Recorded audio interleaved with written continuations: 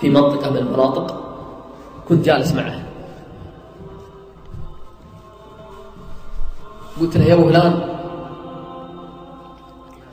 تشوفون قضايا كثيرة في المخدرات؟ قال: نعم. قلت: أعجب قصة مرت عليكم؟ اسمعوا يا شباب.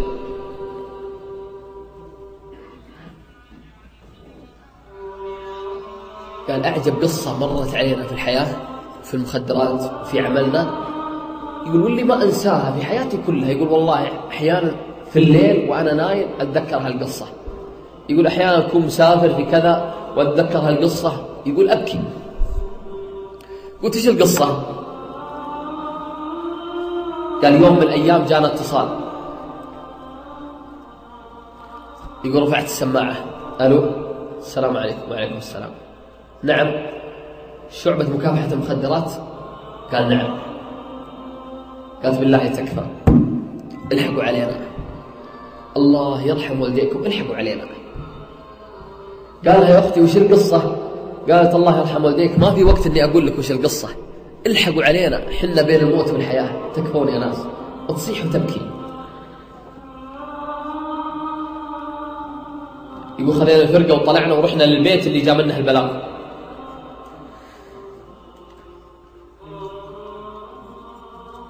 يقول جينا حصلنا الباب مفتوح. يقول دخلنا رحنا للحوش حق البيت. يقول لما جينا للحوش حق البيت حصلنا أبوهم اللي هو شباب عمره 32 سنة متزوج وعنده عياله وأمه عنده في البيت. يقول حصلناهم في الحوش وهو جالس معهم وحاط رجل على رجل في الطاولة، ويقول أمه في زاوية الحوش وزوجته وعياله، يقول جالسين وهو حاط رجل على رجل وقدامه الحشيش والسكار وماخذ الرشاش وحاطه على أمه وعلى زوجته. يقول ماخذ الرشاش وحاطه عليه كذا وقاعد يضحك ومبسوط وقدامه السكار وقدامه الحشيش. يقول جلسنا نحاول فيه ونتكلم معه من هنا ومن هنا ونجيبه بأسلوب حتى أخذنا الرشاش من يده. يقول لما مسكنا الرشاش يقول حصلنا فيه 6 طلقات ومشحون شحن تماتيك. يعني لو حط يده على الزناد بس، وتعرفون اليد ما هي ليش؟ ما هي ميزان، وعقل ما في عقل، سكران ومحشش وأحواله تشكى إلى الله، وحاط الرشاش على أمه وعلى أبوه وعلى أمه وعلى زوجته وعلى عياله. يقول جلسنا نحاول حتى أخذنا من الرشاش ومسكناه وكلبشناه وخذناه. يقول زوجته وعياله قاعدين يصيحون يتمسكون فيه ويبكون، وكل واحد يقول أبوي أبوي، وقاعدين يصيحون ويبكون يتعلقون به. قبل شوي هو يطالع فيهم ويضحك وهم الآن يبكون عليه، على الألم اللي كان قبل شوي معهم والألم اللي سواه فيهم قبل شوي، مع ذلك يبكون ويصيحون كل واحد يقول أبوي أبوي. زوجته تصيح وتناظر فيه وتقول له يا أبو فلان فلان لا لا، وتصيح وتبكي ما هي مصدقة إن زوجها يأخذون شعبة مكافحة المخدرات، مع أنها هي اللي اتصلت وتعرف المعاناة اللي يعانون منها كل ليل وكل نهار. يقول لما أخذناه وطلعناه للسيارة وركبناه، يقول أمه جالسة في زاوية البيت قاعدة تسوي كذا.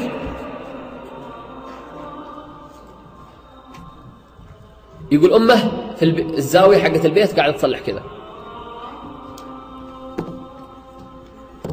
يقول عرفت أن الموضوع كبير.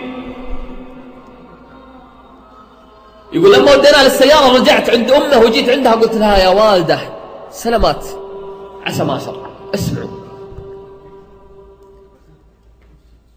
قال يا والدة ما شوفك متأثرة الآن، ولدك ماخذين ومركبين المخدرات وحاطين فيها الكلبشات، ما شوفك تأثرتي ولا بكيتي. قالت يا ولدي وينكم من زمان، وينكم ما خذيتوه وريحتونا منه. قال يا والدة وش القصة؟ قالت هذا ولدي وحيدي بعد الله، أسهر الليل عشانه.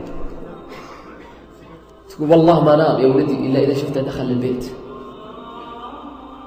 تقول والله يا ولدي ما آكل اللقمة إلا إذا شفته جالس مع عياله يأكل. تقول والله يا ولدي إنه إذا مرض يجيني هم وغم ما يعلم به إلا الله. لكن هذا يا ولدي اللي طلع من قلبي وطلع من بطني يتفطر قلبي عليه كل يوم، هذا ولدي. تدري وش يسوي إذا دخل علي؟ قالوا وش يسوي يا خالة؟ قالت ولدي هذا اللي أنا بأسهر الليل عشانه ولا أنام عشانه، كل يوم يدخل علي ولدي وهو سكران بالبيت، وإذا دخل علي ولدي سكران تدري وش يسوي؟ قال يا خالة وش يسوي؟ قالت يا ولدي خليني أطلع للحوش حق البيت. اسمعوا يا شباب وش يصلح في أمه، يخلي أمه تطلع في الحوش حق البيت وهو سكران، وإذا طلعت في الحوش حق البيت وهو سكران تدرون وش يسوي؟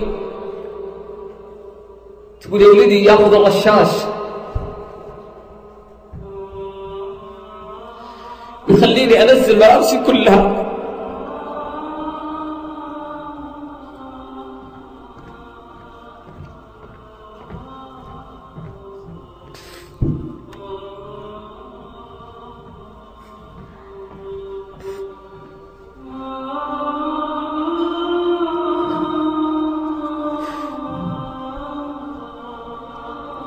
تقول يا ولدي خليني أنزل ملابسي كلها، ويقول يلا يمشي قدامي في الحوش، وكل يوم أنا على هالحال يا ولدي يدخل علي كل يوم، أنا أمه، أنا اللي ربيته، أنا اللي يسهر الليل عشانه، هذا ولدي اللي طالع من بطني، كل يوم يا ولدي يدخل علي في البيت ويخليني أنزل ملابسي كلها، ويحط الرشاش علي ويقول يلا يا ولدي، تقول يمشي قدامي ويخلي أمه تمشي قدامه وهي عريانة ما عليها ولا قطعة ملابس. تقول يا ولدي كل يوم حنا على هالحال. تقول والله يا ولدي إني ما ارتاح مثل ما يرتاحون الناس. تقول جيراننا مبسوطين،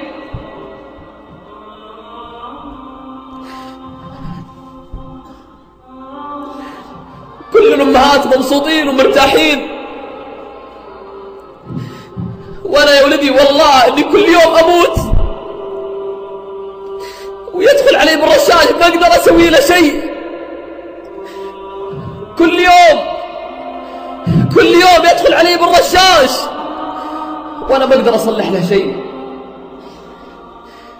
وينكم يا ولدي ما خذيتوه من زمان وريحتونا منه؟ خذوه الله يرحم والديكم. ثم رفعت يدها إلى الله وقالت الله يشق به مثل ما شق بي، الله يشق به مثل ما شق بي، الله يشق به مثل ما شق بي. إلى متى أحبابي الكرام ونحن نسمع مثل هالقصص؟ كنتوا تقولون كل واحد إنه يبغى الله يرضى عليه، وإنه يبغى يرضي أمه وأبوه، إنه يدخل عليهم السرور ويدخل عليهم الفرحة ويبر فيهم ويدعي لهم ويحسن لهم. لكن المصيبة أن أصبحنا نسمع مثل هالقصص، شباب أحوالهم تشكى إلى الله عز وجل إلا من رحم الله عز وجل. إلى متى؟ اللي إلى الآن يفكر في المخدرات لا تصير مثل هذا، لأنه إذا ذهب عقلك والله العظيم سيصير لك مثل هذا وأخس من هذا وأسوأ والعياذ بالله.